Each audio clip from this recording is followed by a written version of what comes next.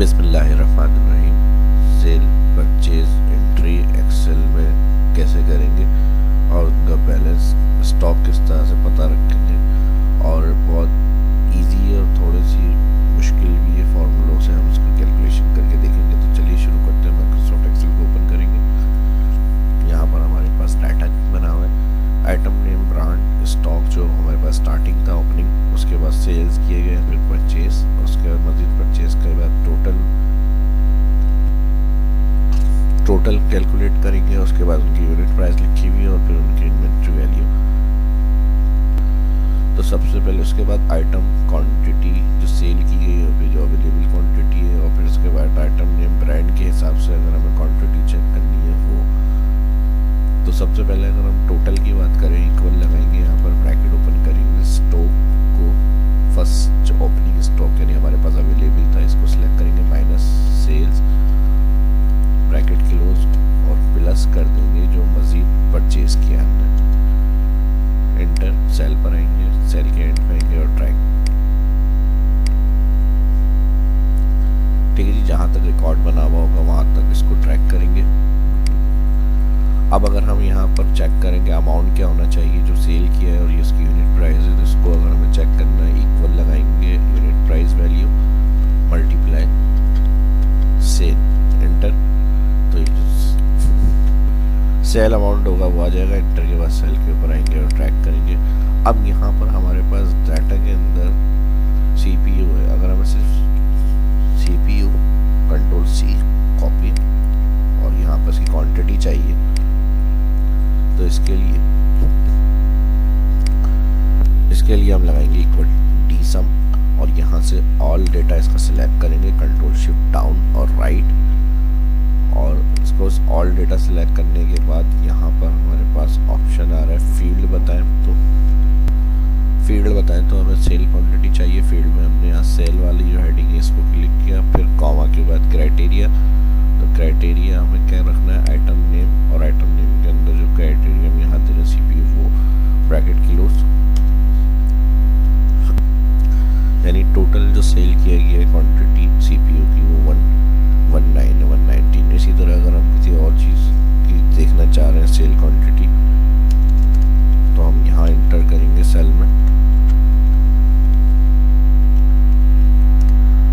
Hard drive की total 10 cell quantity है, देखिए यहाँ पर लिखी हुई आ गई। ये तो एक सिंपल हो गई। अब इसी तरह अगर हम ब्रांड के हिसाब से देखना चाह रहे हैं, तो उसके लिए फिर हम क्या करेंगे, तो इसके लिए फिर हमें इस तरह से कुछ फार्मूला लगाना पड़ेगा। जैसे CPU में यहाँ से कॉपी कर रहा हूँ, पेस्ट, और यहाँ इसका ब्रांड जो है वो HP के भी हैं, CPU कॉम्पैक्ट के भी। मुझे कॉम्पैक्ट की डिटेल चेक करनी है, तो मैंने यहाँ पे CPU लिया और ब्रांड कॉम्पैक्ट, और यहाँ पर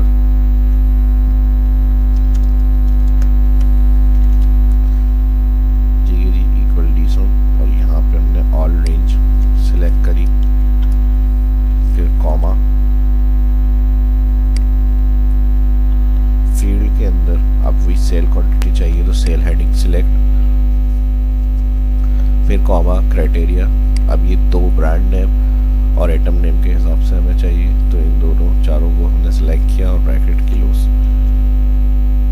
ठीक है जी, तो CPU कॉम्पैक्ट ब्रांड के जो है वो सेल क्वांटिटी में 34 सेल किए गए। और इसी तरह अगर हमें इसकी अवेलेबल क्वांटिटी चाहिए, तो फिर हम जो फील्ड में सेल हेडिंग सिलेक्ट कर रहे थे उसकी जगह पर हम परचेज सिलेक्ट करेंगे। फॉर्मूला यही रहेगा, इक्वल डी सम, ऑल डेटा, कॉमा। अब हमें अवेलेबल चाहिए, तो यहाँ पे जो हमने टोटल हेडिंग सेलेक्ट करी थी, सॉरी, जो अभी हमारे पास अवेलेबल होगी टोटल, इस सेल को हम सिलेक्ट करेंगे, कॉमा, और क्राइटेरिया फील्ड के अंदर यही चेक करना है, आइटम नेम और CPU ब्रैकेट क्लोज। तो 726 जो है वो टोटल अभी हमारे पास स्टॉक के अंदर अवेलेबल है। और इसी तरह ब्रांड के हिसाब से अगर हमें अवेलेबल चेक करना है, तो फिर यहाँ इस जगह पे हम जो सेल क्लिक किया था टोटल वाली हेडिंग को क्लिक करके एंटर करेंगे। CPU कॉम्पैक्ट ब्रांड के जो है वो क्वांटिटी 302 है, और जो CPU HP के मुझे चाहिए, तो CPU में कॉम्पैक्ट की जगह लिख दूंगा HP। तो HP ब्रांड CPU के जो है 424 हमारे पास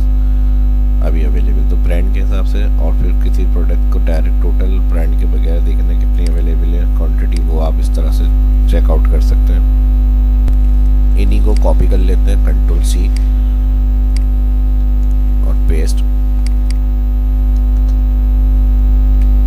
यहाँ से इसको हम क्लियर कर लेते हैं। अवेलेबल क्वांटिटी की जगह इनकी अमाउंट, नेट अमाउंट जो सेल है वो कितना होगा तो वो भी हम देख सकते हैं।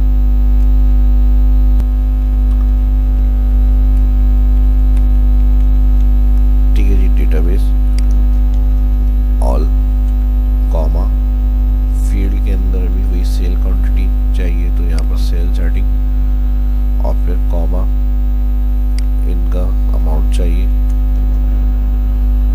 ठीक है जी, आ गया। अब इसके हिसाब से हमें नेट अमाउंट इनकी वैल्यू क्या होनी चाहिए अमाउंट की, तो उसके लिए भी हम यही काम करेंगे। इस जगह हम इन्वेंट्री वैल्यू को सिलेक्ट करेंगे, कॉमा अब फील्ड जो होगी वो इन्वेंट्री वैल्यू सेल आ जाएगी, कॉमा क्राइटेरिया में ये दोनों क्राइटेरिया में आ जाएंगे। तो इतने की जो है वो सेल हुई है ये हमारी। अभी बाय डिफॉल्ट फॉर्मेटिंग अप्लाई हो गई थी, इसको हमें नहीं रखना है। क्लियर फ्रॉम सिलेक्टेड, इसको भी अगर नहीं रखना है यहाँ से कंडीशन में जाके क्लियर हुआ। तो ये इतनी सेल्स है और जो सेल्स हुई है उस हिसाब से जो नेट अमाउंट होना चाहिए वो ये होना चाहिए हमारा। ठीक है जी, तो जो सेल परचेज किया गया उसकी सेल क्वांटिटी, अवेलेबल क्वांटिटी और फिर किसी ब्रांड के हिसाब से उसकी क्वांटिटी वो चेक कर लियो। फिर सेल क्वांटिटी के बाद जो उनका सेल्स अमाउंट होना चाहिए हमारे पास रिसीव में वो क्या होना चाहिए ये भी हमने चेक कर लिया। अब जितनी भी टोटल सेल्स की गई और फिर उसके बाद यूनिट प्राइस लिखकर हमने मल्टीप्लाई कराया इसको, लेकिन हम ये चेक करना चाह रहे हैं स्पेसिफिक, तो हमने देख लिया क्वांटिटी वगैरह क्या बैलेंस है, टोटल कैश अमाउंट कितना होना चाहिए, यानी इस हिसाब से जो सेल हुआ है हर आइटम को हमने सेल की है और उनकी प्राइस लिखी हुई है। हमें क्लोजिंग में कैश आउट चेक करना है कितना होगा इनका क्लोजिंग, इन चीज़ों के हिसाब से जो सेल्स हुई है उनकी फेस वैल्यू लिखी हुई थी। तो क्लोजिंग बैलेंस हमारे पास क्या होना चाहिए, कैश अमाउंट। तो यहाँ पर मैं इसको मर्ज कर लेता हूँ, यहाँ से मर्ज करने के बाद यहाँ से कलर और यहाँ मैं तो क्लोजिंग बैलेंस यानी सब चीज़ों का जो अमाउंट है वो कितना है हमारा। तो इसको हम यहाँ से क्लिक करेंगे, क्लोजिंग बैलेंस, यहाँ से इसको मर्ज कर लेते हैं और इसको मैं यहाँ से कर रहा हूँ ग्रीन कलर, हेडिंग्स को भी ग्रीन कर लेते हैं, यहाँ से कलर वाइट करना है, वाइट करना है, ब्लैक करना है, ब्लैक। तो इसके लिए हम डायरेक्ट टोटल देखने के लिए सम प्रोडक्ट लगा देंगे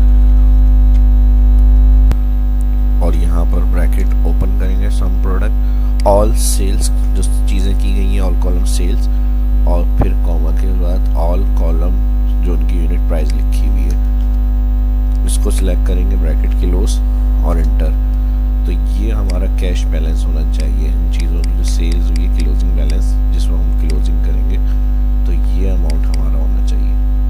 ठीक है जी, कॉमा क्लिक कर लिया, नॉर्मल रखना है तो यहाँ से नॉर्मल रख लें आप अमाउंट। ये डायरेक्ट हम अगर इधर सम लगाएंगे तो यही काम हमारा यहाँ से भी हो जाएगा, एंटर। ठीक है जी, इसको सिलेक्ट कर लेते हैं। जो चीज़ें हमारी सेल हुई है टोटल अमाउंट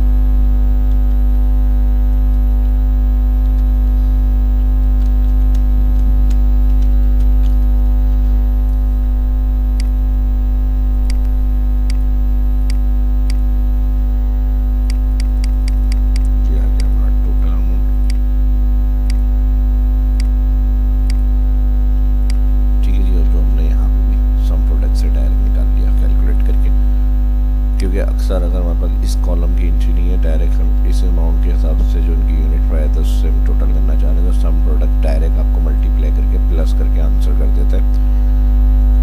तो बेसिक टू एडवांस सभी कैलकुलेशन मैंने इसके